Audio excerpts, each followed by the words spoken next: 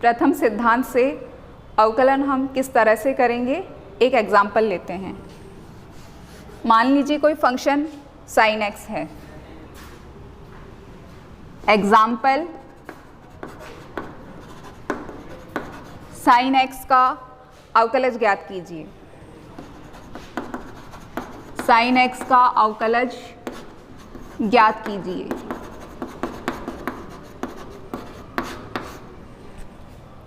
या फिर आपके पास ऐसा लिखा हुआ हो सकता है d/dx sin x क्या होगा, डेरिवेटिव ऑफ sin x क्या होगा, या sin x डैश क्या होगा।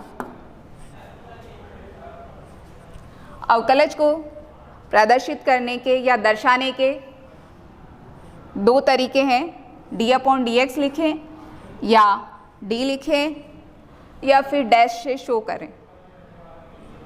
अब हम देखते हैं प्रथम सिद्धांत से अवकलन किस तरह से करेंगे। तो प्रथम सिद्धांत से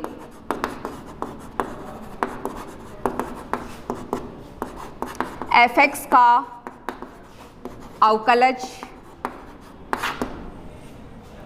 f' बराबर limit h tending to 0 f(x plus h minus f(x) upon h। यहाँ आप देख रहे हैं कि ये हम पिछली क्लास में भी पढ़कर आए हैं, ये राइट हैंड डेरिवेटिव ही लिखा हुआ है, यानी दायां अवकलज ही लिखा हुआ है।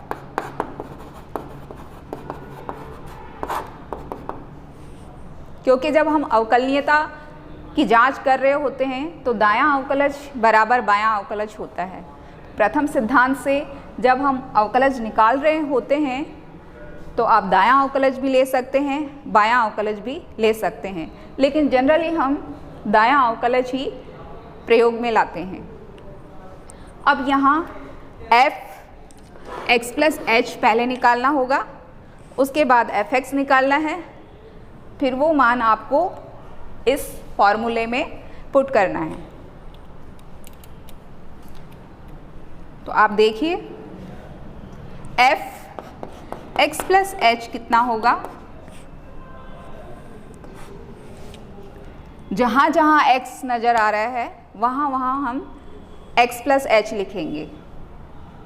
sin x plus h f(x) आपके पास sin x है ही, ये दोनों वैल्यू यहाँ रख देंगे और फिर उसकी लिमिट ले लेंगे, बराबर sin x plus h minus sin x upon h limit h tending to 0। अगर हम डायरेक्ट लिमिट पुट करते हैं, h का मान 0 रखते हैं, तो 0 माइनस साइन x, यानी sine x minus sine x बटे 0 बटे 0 की फॉर्म आती है, इसलिए हम डायरेक्ट लिमिट पुट नहीं कर सकते। तो हमें क्या करना होगा, सूत्र लगाना होगा, त्रिकोणमिति का सूत्र लगाना होगा। Sine c minus sine d वाला फॉर्मूला हम अप्लाई करेंगे। Sine c minus sine d वाला फॉर्मूला बच्चों आप 11th क्लास में पढ़कर आए हैं, आपको याद भी होगा। फिर भी मैं एक बार लिख देती हूँ, sine c minus sine d बराबर 2 sine c minus d upon 2 cos c plus d upon 2। सूत्र से आप sine x plus h minus sine x का मान रखेंगे। f डैश x बराबर limit h tending to 0 sine 2 sine x plus h minus x upon 2 cos x plus h plus x upon 2 बटे h. X से x cancel. अब आप देख रहे हैं बच्चों, हम पहले लिमिट नहीं रखेंगे, पहले आप इसे हल करेंगे। Limit h tending to 0 2 sine h upon 2 cos 2x plus h upon 2 upon h। ये दो यहाँ से उठाकर यहाँ ले आते हैं, अर्थात अंश व हर में अगर 2 का भाग लगाया जाए तो यहाँ से 2 बटे 2 1 हो जाएगा और h बटे 2 लिखा जाएगा। अब आप ध्यान से देखें, लिमिट में हमने पढ़ा है कि यहाँ पर 2 टर्म गुणा में हैं, तो अब जब लिमिट लगाएंगे आप तो पहले आप इसकी लिमिट ले सकते हैं और फिर बाद में इसकी लिमिट ले सकते हैं। तो आप इस तरह से लिखेंगे, limit h tending to 0 2 sine h upon 2 upon h by 2, limit h tending to 0 cos 2x plus h upon 2। अब आप जहाँ h नज़र आ रहा है वहाँ पर आप अब डायरेक्ट 0 रख सकते हैं, और इस लिमिट का मान हमें पता है। इस लिमिट का मान क्या होता है, 2 आप बाहर निकाल लें। ओह सॉरी, 2 आप नीचे आ गया था इसलिए 2 है ही नहीं।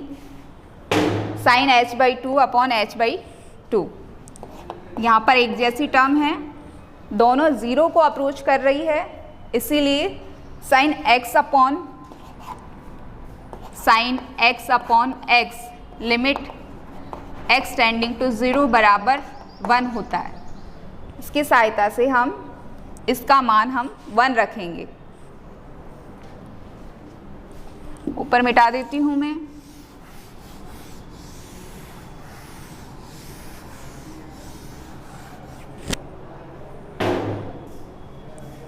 इसका मान हमने 1 रखा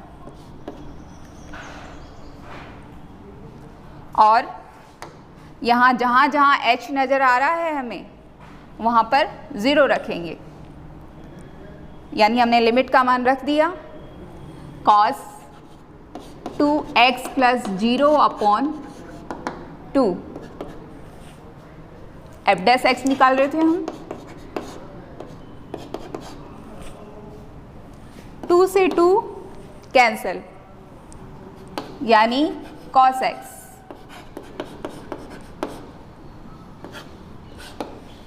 हमें sin x का डेरिवेटिव क्या प्राप्त हो गया, cos x। डेरिवेटिव मतलब अवकलज क्या प्राप्त हुआ, cos x। यही हमारा आंसर है। इसे हम ऐसा लिख सकते हैं, डेरिवेटिव ऑफ sin x बराबर cos x। sin x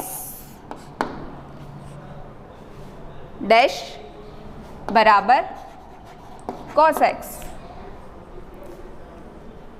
इस तरह से आपने देखा बच्चों, प्रथम सिद्धांत से हम प्रारंभिक फलनों के अवकलज प्राप्त कर सकते हैं। ऐसा हमने पिछले अध्याय में किया है। तो उन प्रथम सिद्धांत से प्राप्त अवकलजों की एक सूची बना लेते हैं। उस सूची को हम तैयार करके याद भी करते जाएंगे, क्योंकि उसी के बिहाफ पर, उसी के आधार पर हम अन्य फलनों का अवकलज सीखेंगे। ये नोट डाउन कर लीजिए। इसके बाद हम आगे चलते हैं।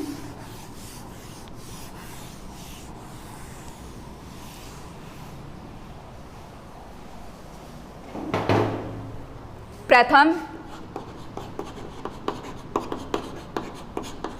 सिद्धांत से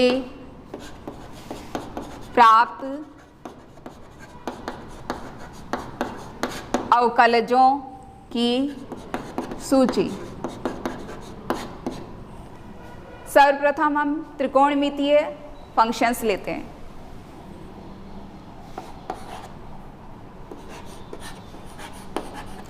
साइन एक्स का डेरिवेटिव या D upon D x sine x, इसे हम इसी तरह से पढ़ेंगे, D upon D x sine x, D sine x upon D x नहीं पढ़ेंगे। या फिर डेरिवेटिव ऑफ साइन एक्स या फिर साइन एक्स डैश, हमें कितना प्राप्त हुआ था, कॉस एक्स। इसी तरह से अगर कॉस एक्स का अवकलन किया जाए तो हमें साइन एक्स प्राप्त होगा। ये सब चीज़ें एज इट इज चलेगी, minus sine x. Ten x का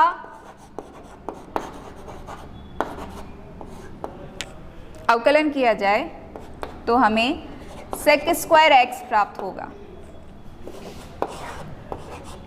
और अगर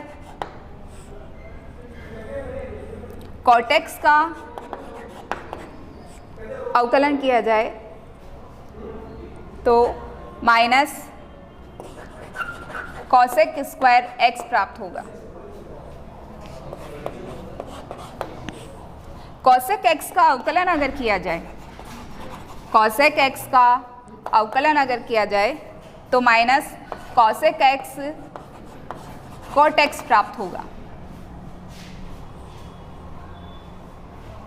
यहाँ इन अवकलजों को याद करने का एक बहुत अच्छा तरीका है, जहाँ जहाँ आपको फंक्शन में या फलन में शुरुआत में को नज़र आ रहा है, तब इसके डेरिवेटिव में माइनस साइन जरूर आएगा। कॉस एक्स बराबर minus sine x, cot x बराबर minus cosec square x, cosec x बराबर minus cosec x cot x. Note down कीजिए इसे, फिर आगे बढ़ते हैं हम।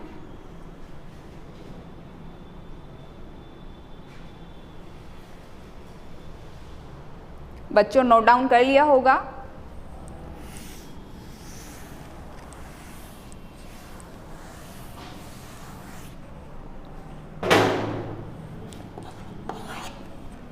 सेक एक्स का अवकलन अगर किया जाए तो सेक एक्स टेन एक्स प्राप्त होगा। हाँ, एक बात और, यहाँ जो भी x नज़र आ रहा है आपको, वो x हमेशा रेडियन में होना चाहिए। तो आप ये लाइन लिख सकते हैं, सभी त्रिकोणमितीय फलन में x का मान रेडियन में होना चाहिए। अगर रेडियन में नहीं होगा तो हमें उसे रेडियन में चेंज करना होगा, रेडियन में होना चाहिए।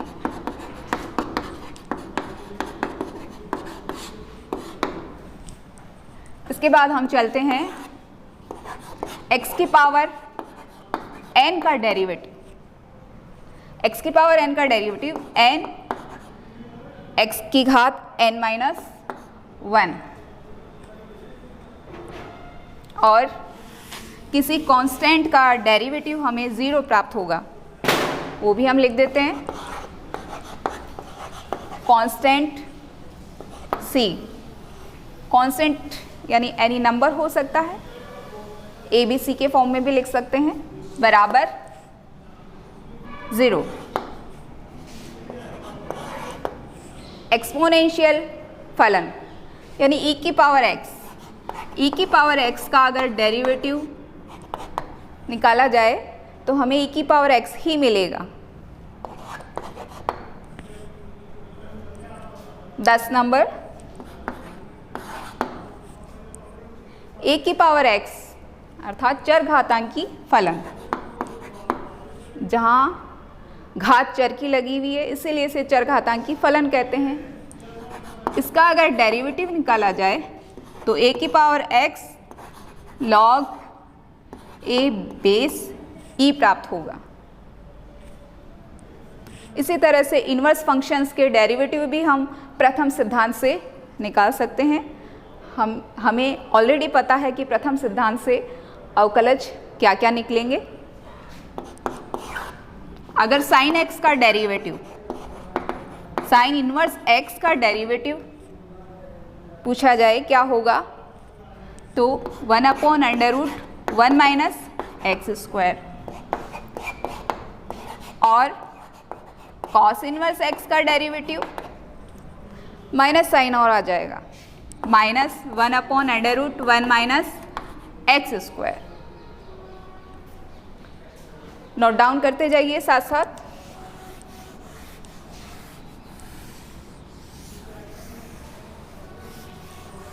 इसके बाद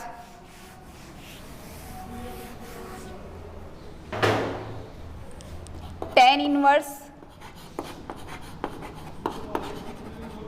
x का डेरिवेटिव क्या होगा, 1/1 प्लस एक्स स्क्वायर।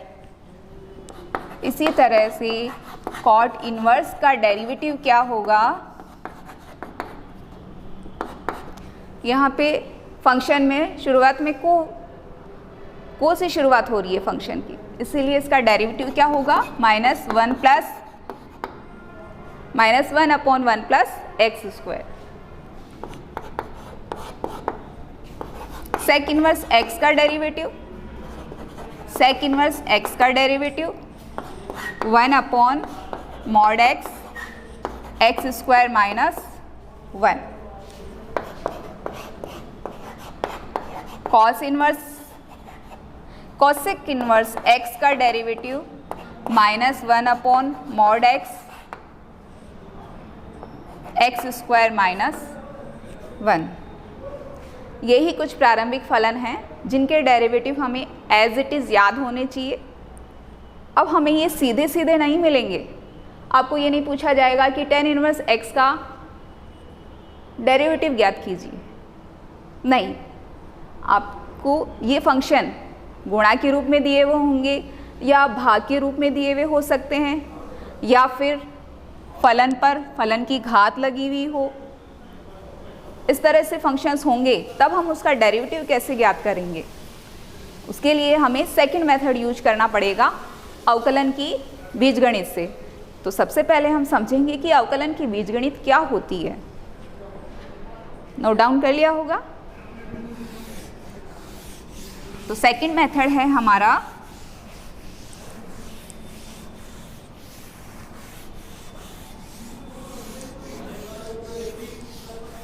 अवकलन की बीजगणित द्वारा अवकलन।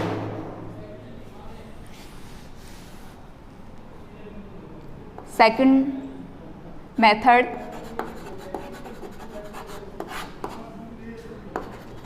अवकलन की बीजगणित द्वारा अवकलन। तो हमें इसके कुछ रूल्स पढ़ने होंगे। सबसे पहला नियम है, नियम फर्स्ट, यदि आपके पास में फलन योग या अंतर के रूप में लिखे गए हैं, अर्थात दो फलन f(x) प्लस gx योग या अंतर के रूप में लिखे गए हैं, तब आप इसका डेरिवेटिव या अवकलन किस प्रकार से करेंगे। ये डायरेक्ट तो हमारे पास सूत्र है नहीं, तो आपको अवकलन की बीजगणित द्वारा इसे हल करना होगा। यानी आपसे पूछा जा रहा है कि इसका डेरिवेटिव ज्ञात कीजिए, तब आप क्या करेंगे, कोई भी फलन यदि योग या अंतर के रूप में लिखे गए हैं तो उनका अवकलज अलग अलग फलनों के अवकलज के योग या अंतर के बराबर होगा।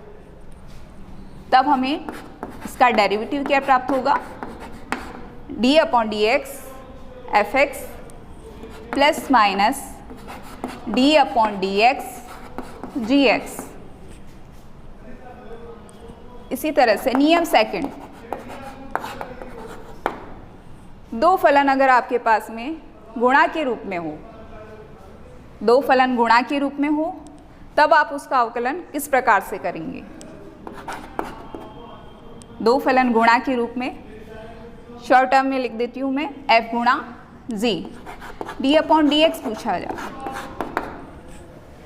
एक तरीका और ये भी हो सकता है लिखने का, ये पूछा जा रहा है, तब आप क्या करेंगे, दो फंक्शन या तीन फंक्शन भी हो सकते हैं, तब आप एक फंक्शन को